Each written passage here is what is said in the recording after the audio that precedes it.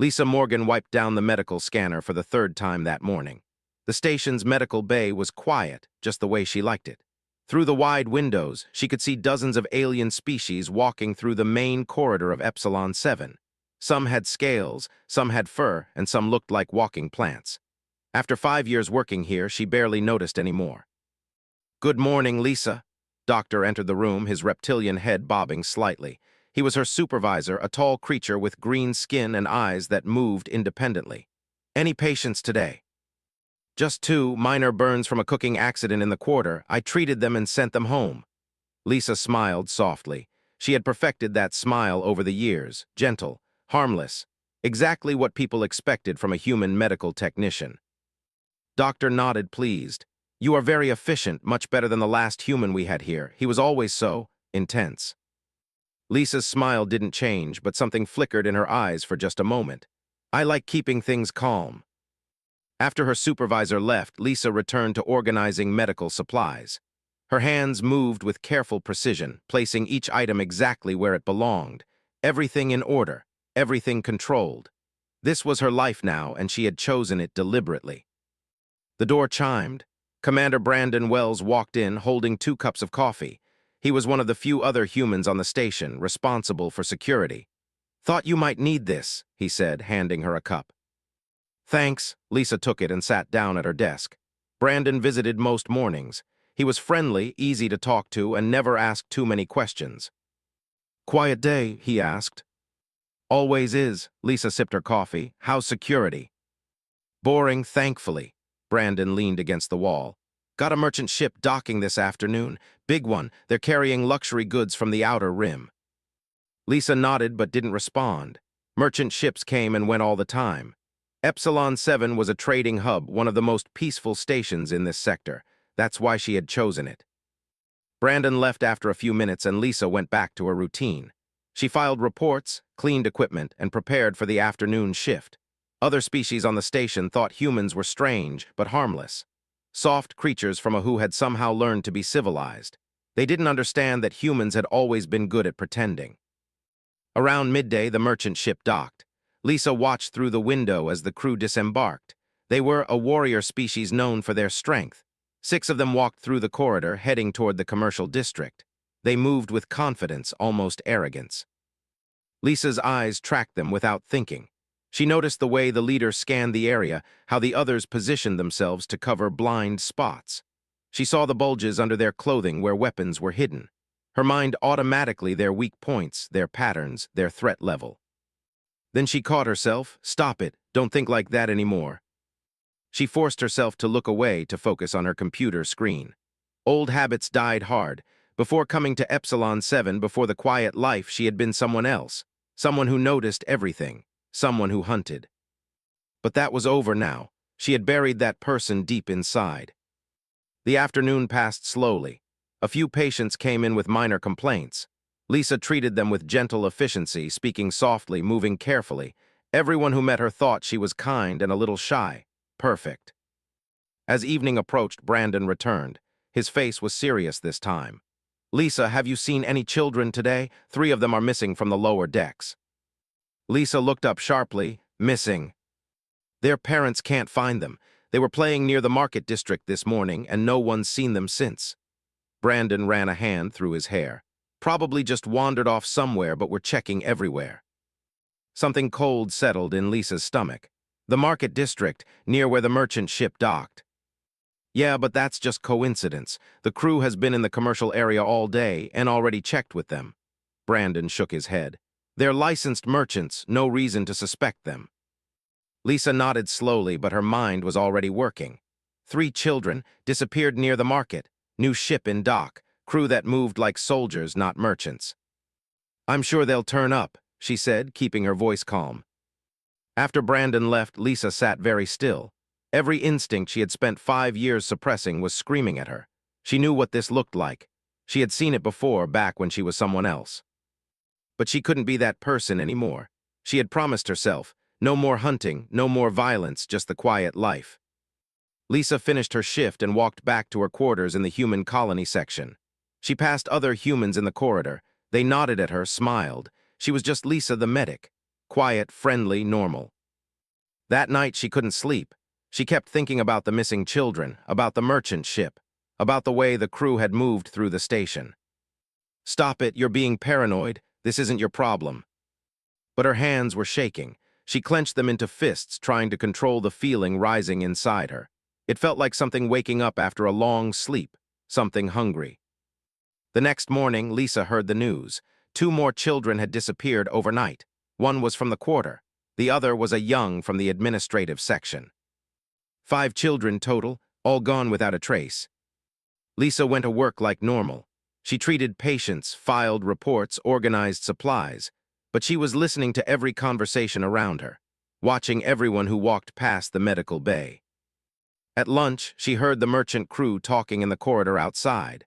They spoke in, which she understood perfectly, but had never mentioned to anyone on the station. "The cargo is secure. We leave in 3 days as planned." "What about the station security?" "They suspect nothing. These civilized fools never do." Lisa's hands stopped moving. She was holding a medical scanner, gripping it so tightly her knuckles turned white. "Cargo, they called the children cargo."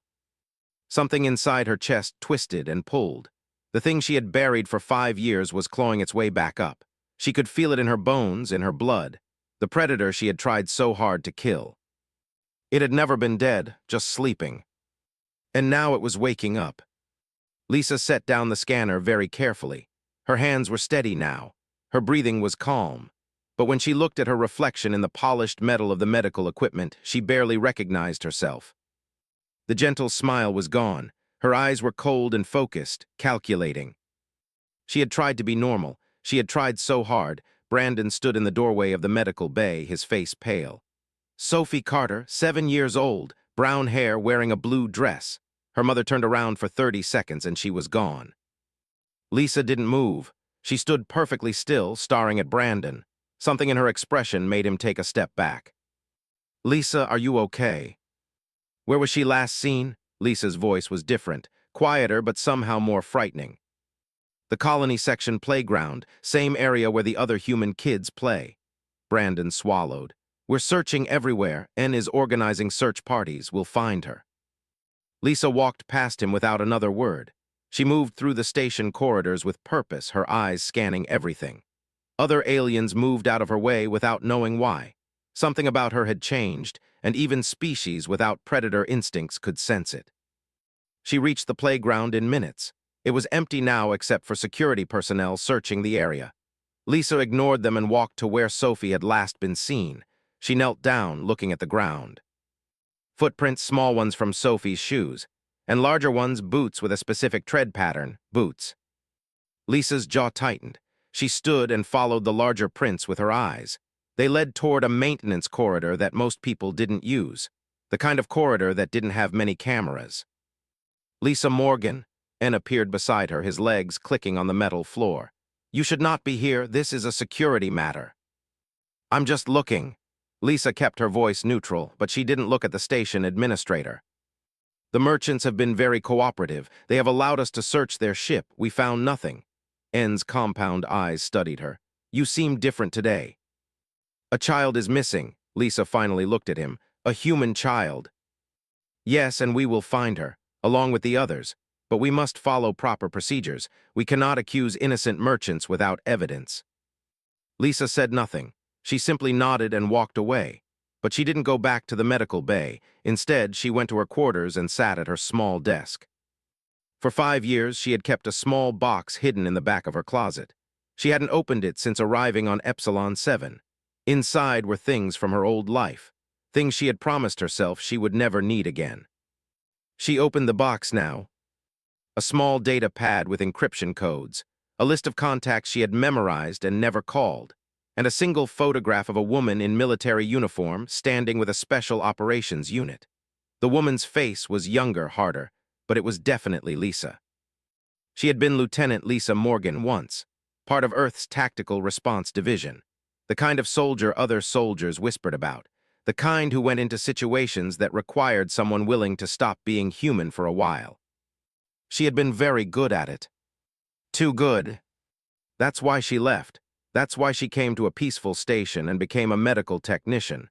She had wanted to be someone else, someone gentle, someone who saved lives instead of taking them. But that person was a lie, and lies couldn't save Sophie Carter.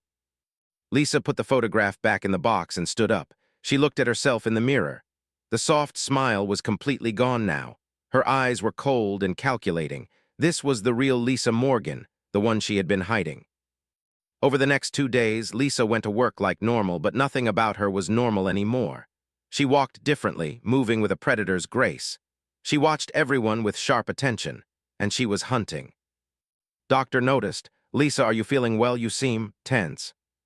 "I'm fine." Lisa didn't look up from her work. "Perhaps you should take time off. The missing children, it must be difficult for you, especially the human girl." "I said I'm fine." Her supervisor backed away, confused by her tone. Brandon noticed too. He found her in the medical bay late one night, studying station blueprints on her computer. "What are you doing?" he asked. "Research." Lisa didn't stop scrolling through the documents. "Lisa, what's going on with you?" She finally looked at him. "How many children are missing now?" 6. Another disappeared this afternoon. Brandon sat down across from her.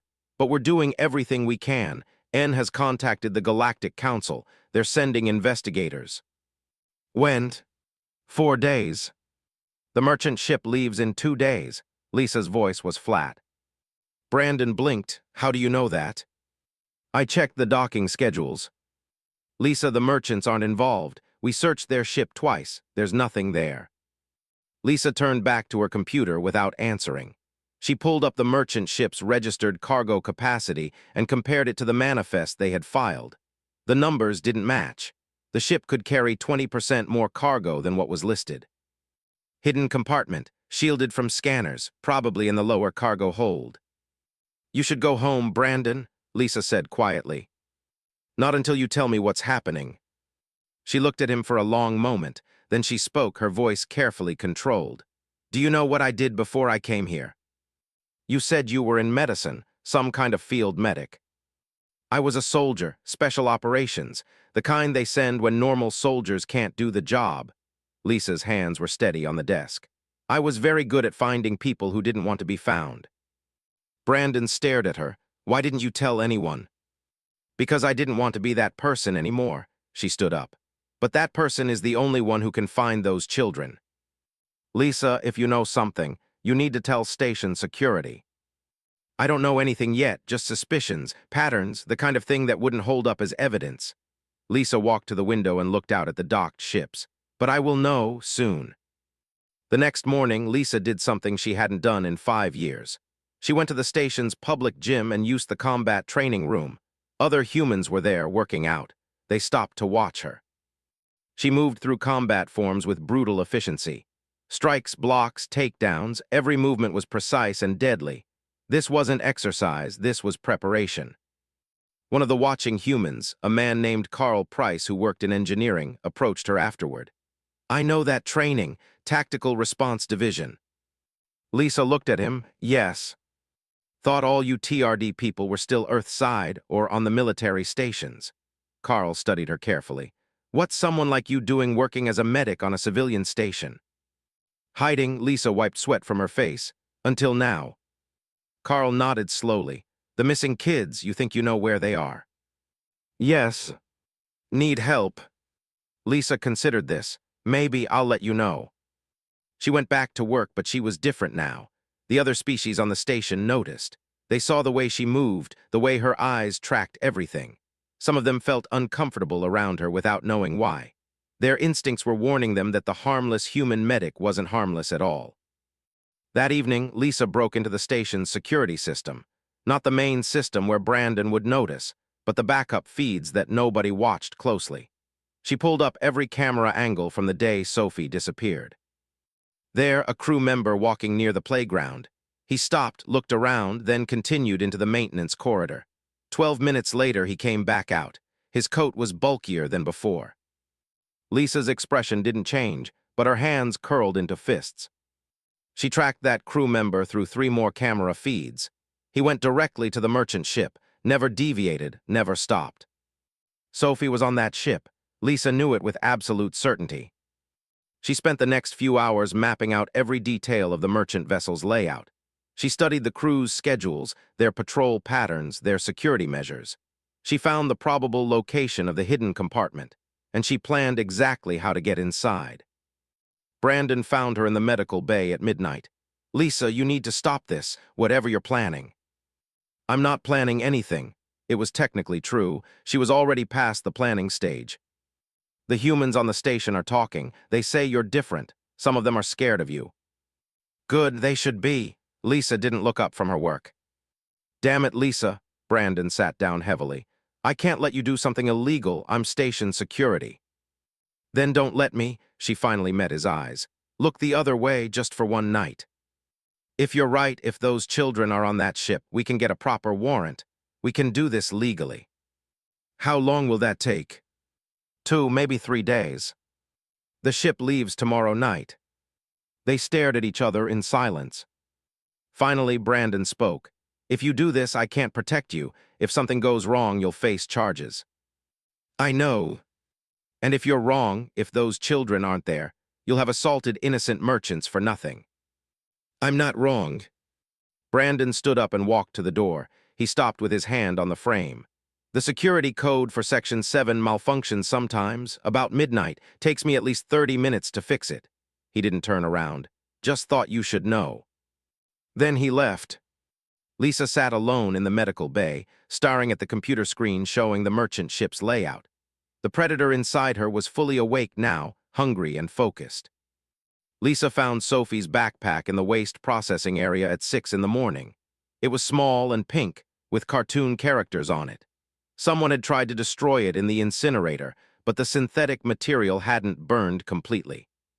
She held the backpack in her hands and felt something inside her break. Not break like shattering, break like a dam collapsing, like chains snapping, like a door being kicked open. The Lisa who pretended to be normal died in that moment. The Lisa who had always been there, hiding underneath, stepped forward. She walked back through the station with the backpack. People who saw her face moved quickly out of her way. Even the crew member she passed in the corridor felt it. He looked at her and his warrior instincts screamed danger. He didn't know why. She was just a small human female, but every part of his body wanted to run. Lisa went directly to Brandon's office. She dropped the backpack on his desk. "Where did you find that?" His voice was tight. "Waste processing, someone tried to burn it." Lisa's voice was calm, too calm. "They're on that ship, Brandon, all 6 children, and they are leaving tonight." "I'll get a warrant. I'll contact the Galactic Council directly." "No time, they'll be gone in 14 hours. Brandon stood up. "Lisa, I know what you're thinking. Don't do it. Let me handle this properly." "How many children have to die while we handle things properly?" She looked at him with eyes that had seen too much death. "I know where they are, I know how to get them, and I know I can do it without anyone dying." "You don't know that." "Yes, I do, because I've done it before. Hostage extraction was my specialty." Lisa picked up the backpack again. "I'm going in tonight, midnight, when the security code malfunctions." "This is insane. You're one person against 6 trained warriors." "No, I'm a human who stopped pretending. There's a difference." She walked to the door, then paused. "You should probably be somewhere else at midnight, somewhere with a good alibi."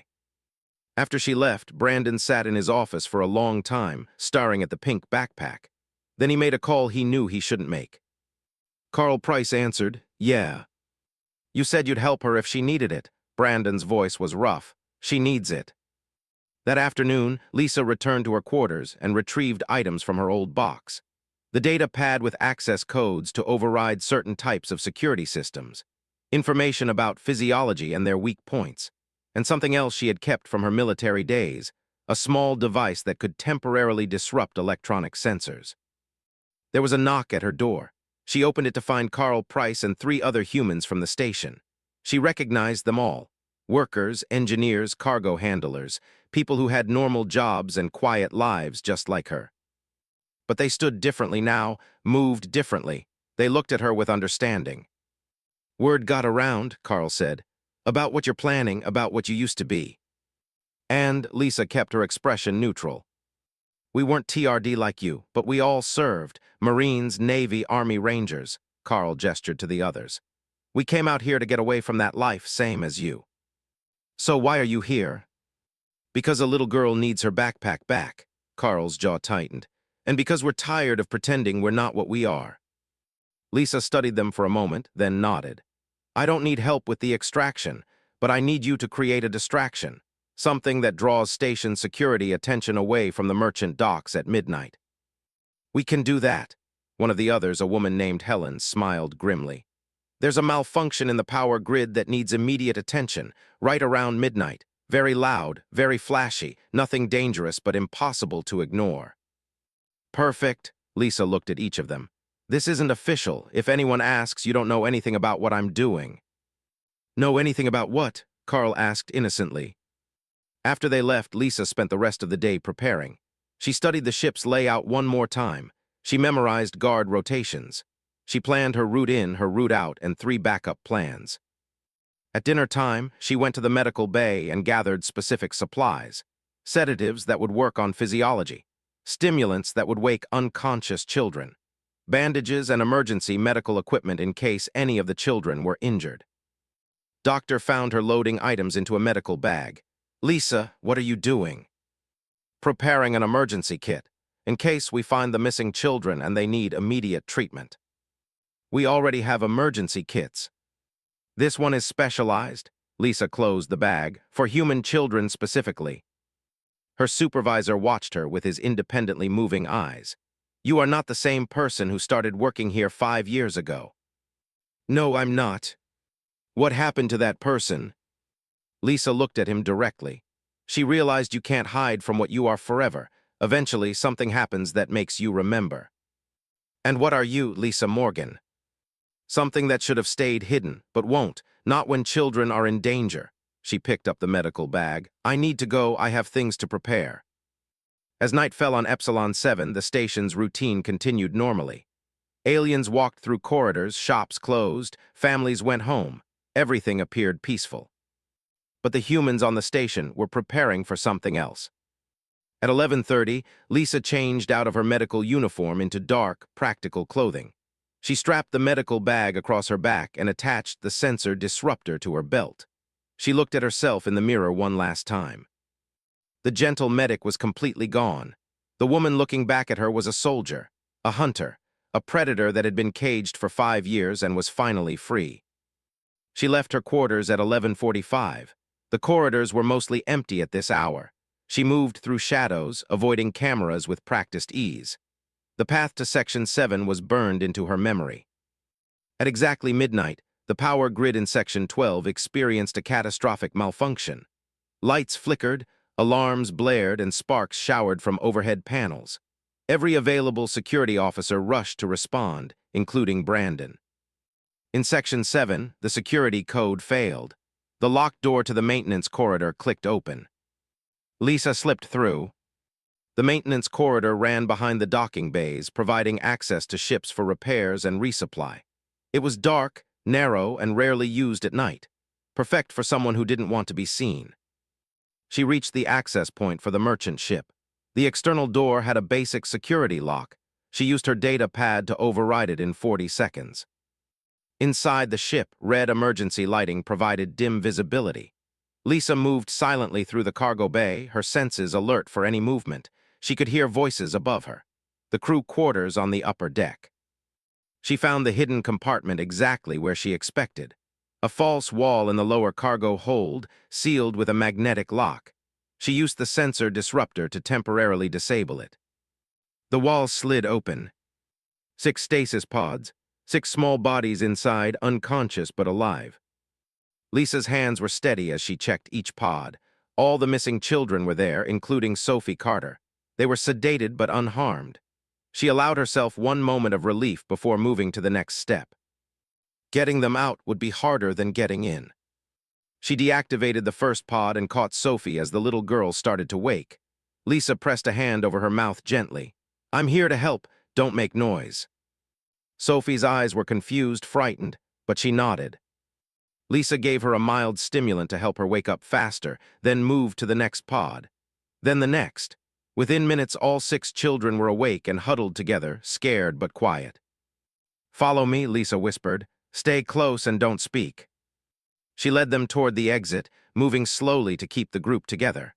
They were almost to the cargo bay door when footsteps echoed above them. The crew was coming to check on their cargo. Lisa's mind calculated instantly. 6 children, 1 adult. Distance to the door, 20 meters. Time before the crew reached this level, 30 seconds. Not enough time to run. She pushed the children behind a stack of cargo crates. Stay here, don't move, don't speak, no matter what you hear. Sophie grabbed her arm. Don't leave us.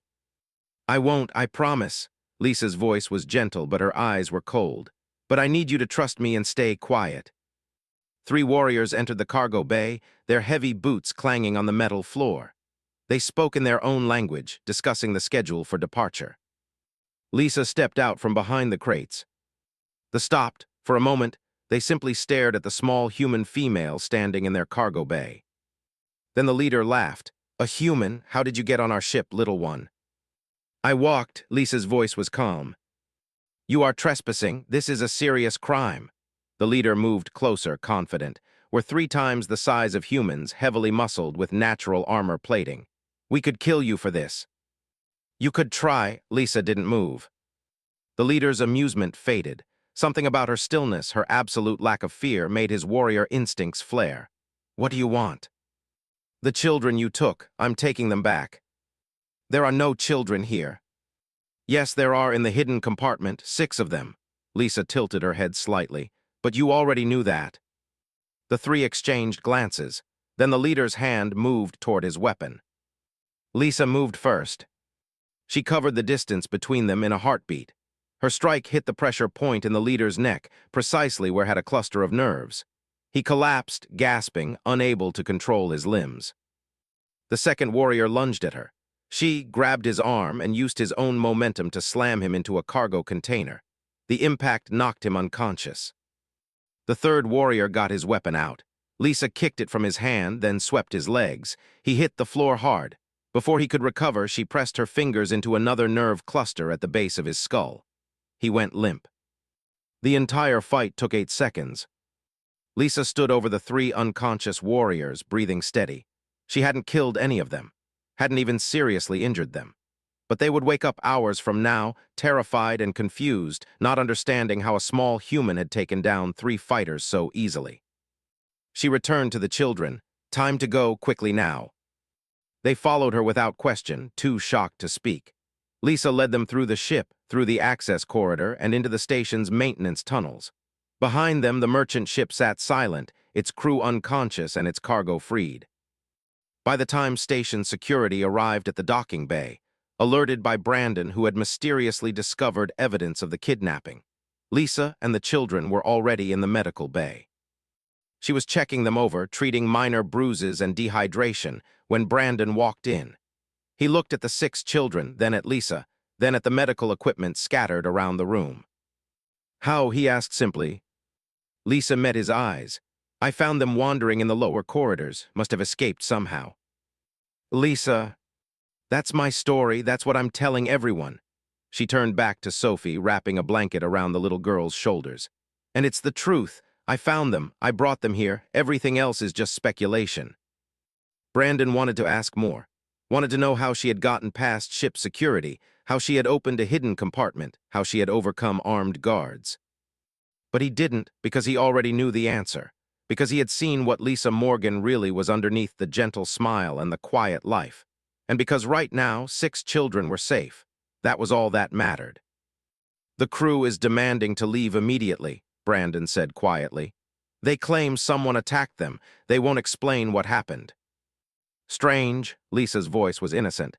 Maybe they had a dispute among themselves. Maybe, Brandon looked at her one more time. The galaxy's going to find out. Merchant ship tried to leave Epsilon 6 hours after the children were found. Station security stopped them at the docking bay exit. Brandon stood in the control room, watching the ship on monitors. Merchant vessel Dark Prophet, you are ordered to remain docked pending investigation into child abduction charges. The captain's voice crackled over the communication system. This is outrageous. We are licensed merchants. We have done nothing wrong. Then you won't mind staying while we investigate. Brandon's voice was cold. Your crew was found unconscious in your cargo bay. 6 missing children appeared shortly after. We have questions. We were attacked by an unknown assailant. We demand compensation and immediate departure. If you attempt to leave, we will disable your engines. There was a long silence. Then the captain spoke again, his voice filled with barely controlled rage.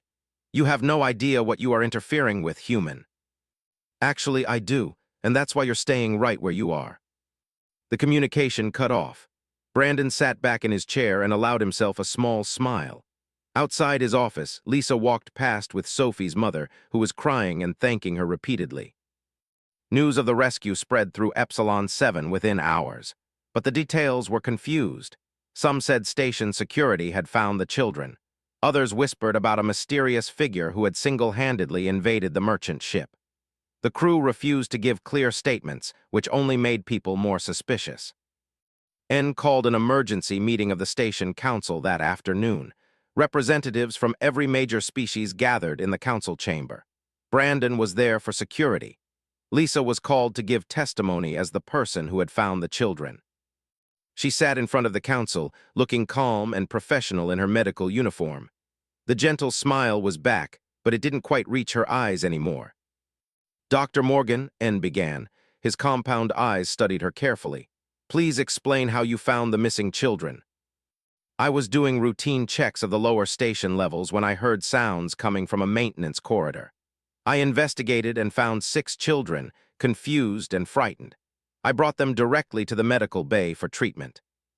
And you saw no one else? No sign of how they escaped from the merchant ship? No, Administrator. The corridor was empty. A council member leaned forward. The crew claims they were attacked. 3 of their warriors were found unconscious with precise strikes to nerve clusters. This requires extensive knowledge of anatomy. I'm a medical technician. I know anatomy, Lisa said simply. But you are a small human female. They are elite warriors. How could one person, even with medical knowledge, overcome 3 of them? Lisa met the eyes. I don't know, I wasn't there. N clicked his mandibles in frustration. This story does not make sense. Children do not escape from hidden ship compartments on their own. Trained warriors do not fall unconscious without cause. Perhaps we should ask the crew for more details, Brandon suggested. If they were truly attacked, they must have seen their attacker. The council agreed. The captain was brought in, flanked by 2 of his crew members. They looked angry and humiliated, which made sense. Warriors didn't like admitting defeat. Captain, N addressed him formally. Please describe what happened on your ship last night. The captain's jaw clenched.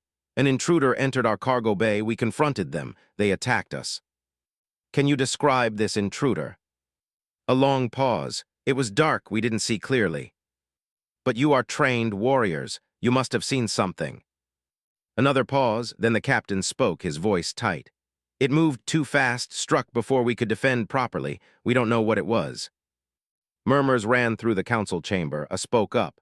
But you must have some description, size, species, anything.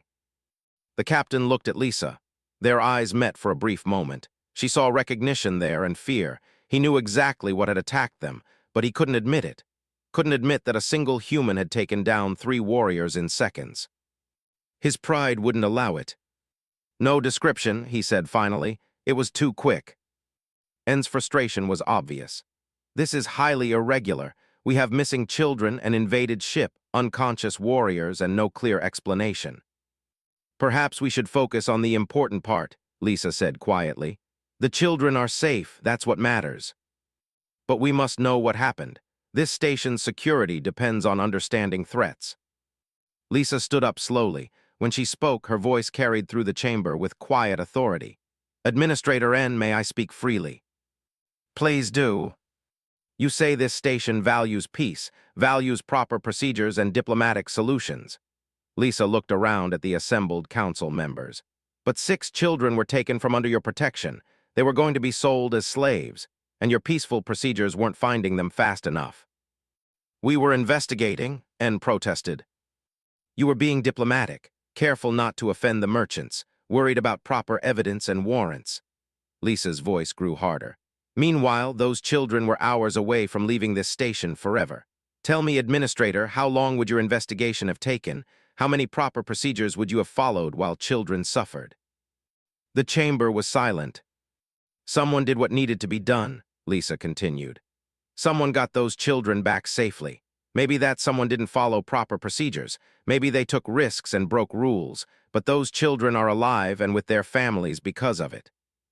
You speak as if you approve of vigilante action, I said coldly. I speak as someone who understands that sometimes proper procedures aren't enough. Sometimes you need someone willing to do difficult things, dangerous things. Lisa looked at each council member in turn. You invited humans to join galactic civilization. You thought we had become soft, domesticated, safe, but that was never true. We were just being polite. En stood up agitated. What are you saying? I'm saying that humans are predators. We evolved unaware everything tried to kill us, and we survived by being better hunters than anything else. We didn't lose that when we joined your council. We just chose to hide it. Lisa's voice was calm, but her words struck like hammer blows. But when our children are threatened, when innocents are in danger, we remember what we are, and we act. Are you confessing to invading the merchant ship? They demanded. I'm saying that humans will always protect their young, by any means necessary. Lisa smiled that soft smile again, but now everyone could see what it really was, a predator's expression of calm before the strike. They should consider themselves fortunate that whoever rescued those children chose mercy. A different human might have made different choices. Captain went very still. He understood the threat. She was saying she could have killed them all, that she had chosen not to, that her mercy was a conscious decision, not weakness. The council argued for another hour, but they had no real evidence. The crew wouldn't give useful testimony. The children were too young and traumatized to remember details. And Lisa's story, while obviously incomplete, couldn't be disproven. Finally, En dismissed the hearing. The ship was impounded pending further investigation. Lisa was free to return to her duties. As she left the chamber, the other species watched her with new understanding and new fear. Brandon caught up with her in the corridor. That was quite a speech. I meant every word. I know that's what scares them. Brandon walked beside her. You know this changes everything, right? How they see humans. Good, let them see us clearly. Lisa stopped and looked at him. We've been pretending for too long, trying to fit into their civilized society, but we were never meant to fit. We were meant to be dangerous. And you're okay with that? Lisa thought about Sophie's face when she was reunited with her mother. About the other children, alive because someone had been willing to hunt for them. Yes, I'm okay with that. Over the next few days, word spread beyond Epsilon 7. The story reached other stations, other worlds. Details were exaggerated and distorted in the telling, but the core truth remained. A human had single-handedly invaded a ship, defeated multiple warriors, and rescued 6 children.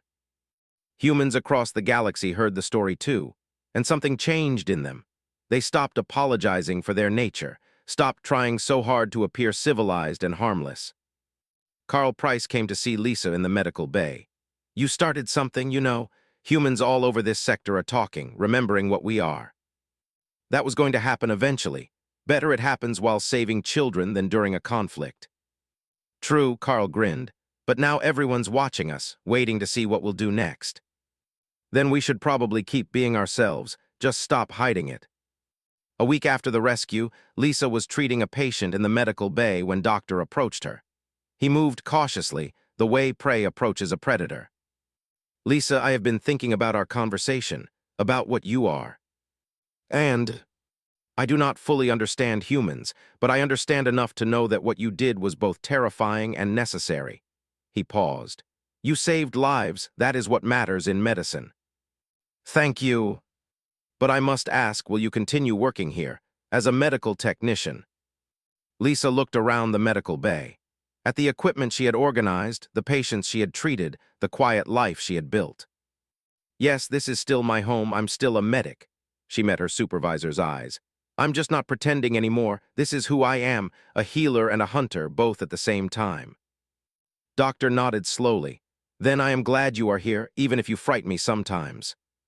I frighten myself sometimes. That night, Lisa sat in her quarters, looking at the photograph from her military days. Lieutenant Lisa Morgan standing with her unit, young, hard, and dangerous. 3 weeks after the rescue, the Galactic Council sent a formal investigation team to Epsilon 7.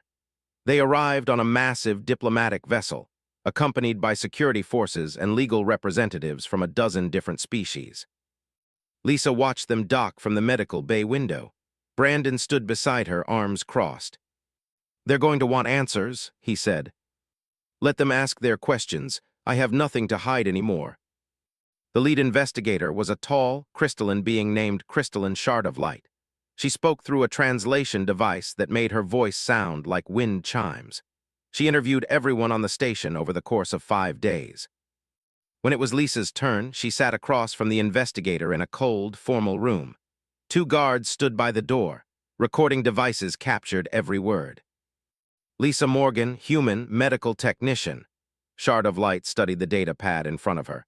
"But previously you were Lieutenant Lisa Morgan, Earth's Tactical Response Division, Special Operations." "Yes." "You did not disclose this when you came to Epsilon 7. "I wasn't required to. My military service ended honorably. I came here as a civilian." "Yet you used your military training to invade a merchant vessel, assault its crew, and remove cargo without authorization." Lisa met the investigator's crystalline gaze. "I rescued 6 kidnapped children. Without proper authority, without following legal procedures. Legal procedures were taking too long. Those children would have been gone before any warrant was issued." Shard of Light's body pulsed with different colors, indicating complex thought processes. "The captain has filed formal charges against an unknown assailant. He claims his ship was boarded by what he calls a demon. He is too proud to admit it was you, but we know the truth." "Then charge me," Lisa's voice was calm. "But know that I would do it again every time, without hesitation." "You show no remorse for breaking station laws." "I show no remorse for saving children. If your laws require me to watch innocents suffer while I wait for proper paperwork, then your laws are wrong." The interrogation continued for 2 more hours. Shard of Light tried every approach, but Lisa's answers remained consistent. She had done what was necessary. She would do it again. She was not sorry. Finally, the investigator leaned back. "You are either very brave or very foolish." "I'm human, we're often both." "Do you understand what you have done? Not just the rescue, but the revelation. Before this incident, most species believed humans had adapted to civilized society, that you had left your predatory nature behind. Now they know the truth. Good lies always fall apart eventually. Better to be honest about what we are." "And what are humans, in your opinion?" Lisa thought carefully before answering. "We're survivors from a world that tried to kill us every day. We learned to hunt, to fight, to protect our families by any means necessary. But we also learned compassion, cooperation, and mercy. We're not monsters. We're just very good at being dangerous when we need to be. That terrifies many species. Then they should treat us with respect, and they should never threaten our children." The investigation concluded a week later. Shard of Light presented her findings to the Galactic Council in a closed session. Lisa wasn't there, but Brandon told her what happened afterward. "They debated for 6 hours. Some wanted you arrested, some wanted you decorated, some wanted all humans expelled from council stations." Brandon shook his head. "It was chaos." "What was the final decision?" "Officially, insufficient evidence to prosecute. The crew won't testify clearly, and no one else witnessed the actual rescue. Unofficially, they're terrified of what would happen if they tried to charge you." "What do you mean?" Brandon smiled grimly. "Turns out there are a lot more former military humans in civilian stations than the council realized. When word got out that you might face charges for saving children, thousands of them came forward. Made it very clear that prosecuting you would be a bad idea." Lisa blinked in surprise. "They did that?" "You became a symbol, the human who stopped hiding, who showed what we really are." Brandon leaned against the wall. "There's even talk of forming an official human protection organization, something between civilian security and military response, for situations exactly like this. The council will never approve that. They might not have a choice. Humans are the council members, but we're also the 3rd largest population now. And after this, everyone knows we're not going to follow rules that let children die." Lisa absorbed this information quietly. She had just wanted to save Sophie. She hadn't meant to start a movement. But maybe it was time. Maybe humans needed to stop apologizing for their nature. The merchant ship was eventually released, but only after a full cargo inspection revealed evidence of a larger trafficking network. Their trading license was revoked, and several crew members were arrested. Captain left Epsilon 7 in disgrace, his reputation destroyed. Before he left, he requested one private meeting with Lisa. They met in an empty observation deck, with Brandon present as a witness. The captain stood across from Lisa, studying her with wary respect.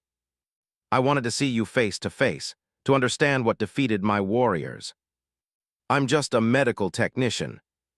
"No, you are something much more dangerous." His voice was rough. "I have fought many species, warriors, predators, hunters, but I never faced anything like you." "Like what?" "Something that pretends to be harmless, that hides its strength until the moment it strikes." He stepped closer. "The galaxy sees humans as young and weak, but I know the truth now. You are ancient predators, patient, calculating, waiting for the right moment to reveal what you are." Lisa said nothing. "I will tell my people, warn them. Humans are not what they appear." Turned to leave, then paused. "The children, you could have killed us to save them. Why didn't you?" "Because killing you wasn't necessary. I only do what's necessary." The captain stared at her for a long moment. Then he left without another word. Brandon watched him go. That was almost respectful, from a "that's remarkable." He understands now, that's enough. Life on Epsilon 7 slowly returned to normal, but nothing was truly the same. The other species on the station treated humans differently now, not with fear exactly, but with cautious respect. They smiled and were polite, but they kept a certain distance. Lisa returned to her work in the medical bay. She treated patients with the same gentle efficiency as before. But now, when she walked through the corridors, people noticed her, saw her clearly. The mask was gone. She was still kind, still a healer, but everyone knew what else she was. One afternoon, Sophie Carter came to visit. Her mother waited outside while the little girl approached Lisa's desk.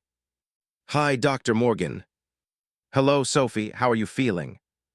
"Good, I sleep better now." Sophie clutched a drawing in her hands. "I made this for you." She held out the paper. It showed a stick figure adult and a smaller stick figure child holding hands. Above them, Sophie had written in careful letters, "Thank you for saving me." Lisa felt something tighten in her chest. She took the drawing carefully. "Thank you, I'll keep this somewhere safe." "My mom says you're a hero." "I'm just someone who did what needed to be done." Sophie tilted her head, considering this. "My teacher says humans are special, that we came from a scary planet and that makes us strong. Is that true?" Lisa knelt down to Sophie's level. "It's true that Earth was a difficult place, but that's not what makes humans strong." "Then what does?" "What makes us strong is that we choose to protect people.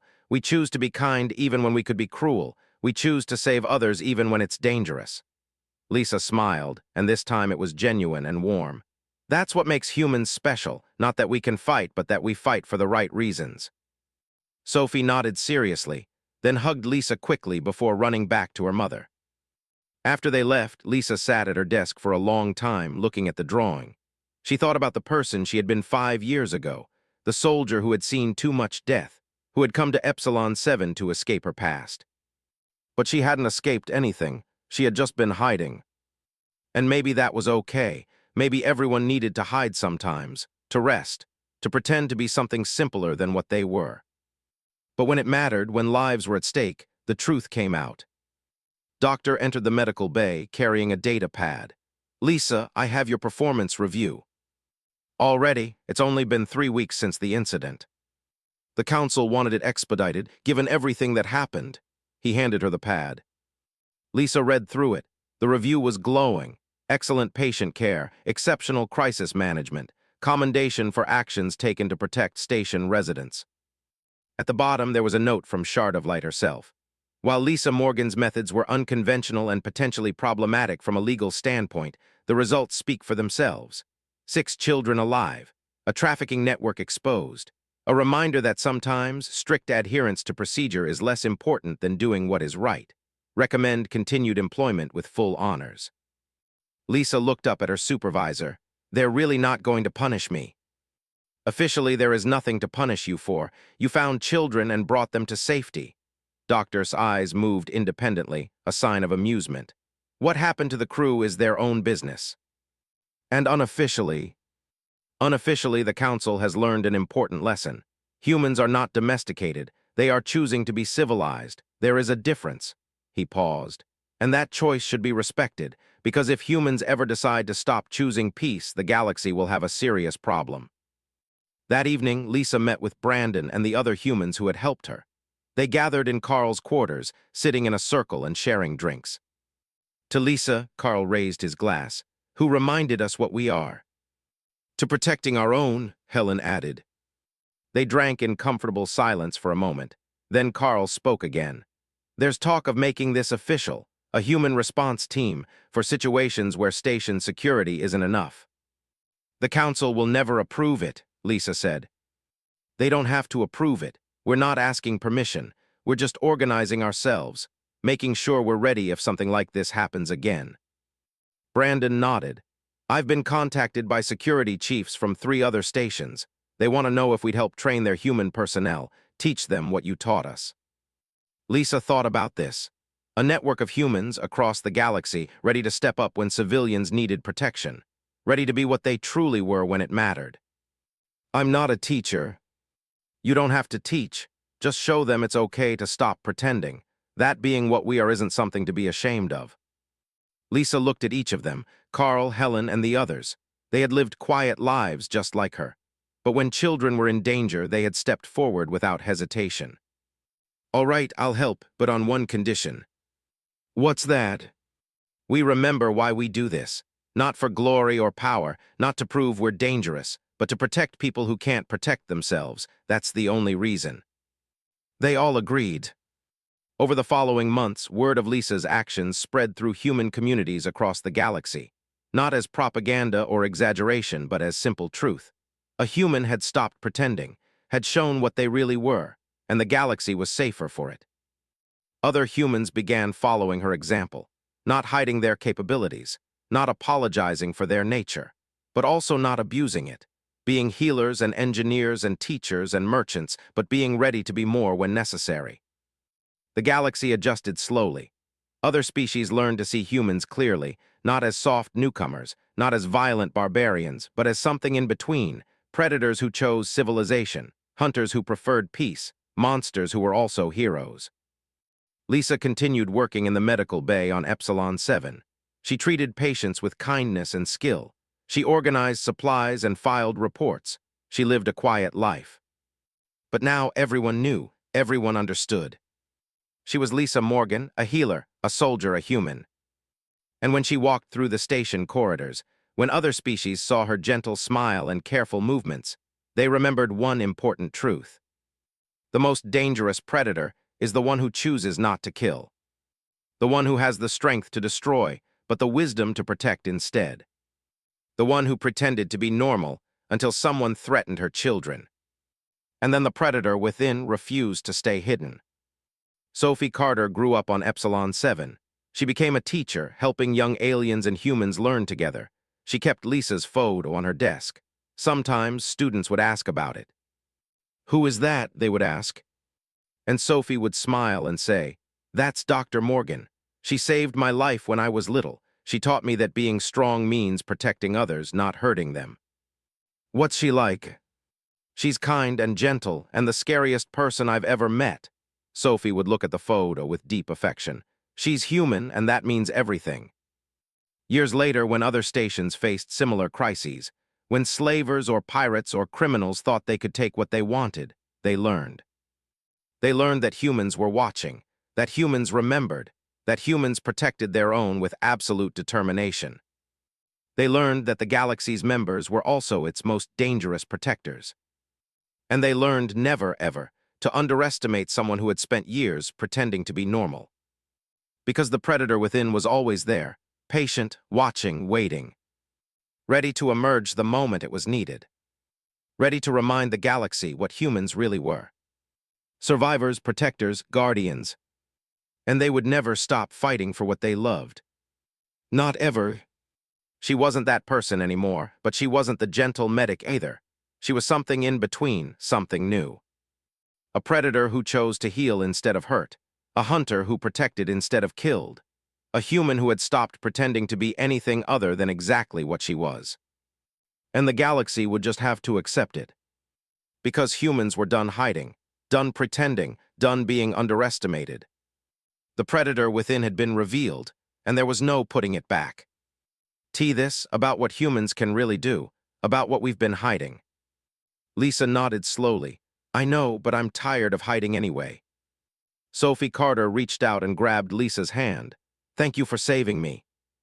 Lisa looked down at the little girl and felt something shift inside her chest. For 5 years, she had tried to bury the hunter, tried to forget what she was. But maybe being a predator wasn't just about hunting. Maybe it was also about protecting, about using that strength to save the ones who couldn't save themselves. You're welcome, Lisa said softly. Now let's get you back to your mother. The mask was gone. The pretending was over. And Lisa Morgan had finally accepted what she had always been, not a monster but a guardian, not a killer but a protector. The predator within had refused to stay hidden, and the galaxy would never look at humans the same way again. She had tried to be normal. She had tried so hard. But the children needed her, Sophie needed her, and being normal wouldn't save them. Tomorrow night she would stop pretending. Tomorrow night the hunter would return, and the slavers would learn what humans had always known. The most dangerous predator is the one you think is harmless. But some things couldn't stay hidden forever. Especially not when children were in danger. Especially not when it was a human's children at risk. Because late that afternoon, Brandon rushed into the medical bay with news that made Lisa's last thread of control snap. A 7-year-old human girl named Sophie Carter had vanished from the colony section playground. And the predator within Lisa Morgan refused to stay hidden any longer.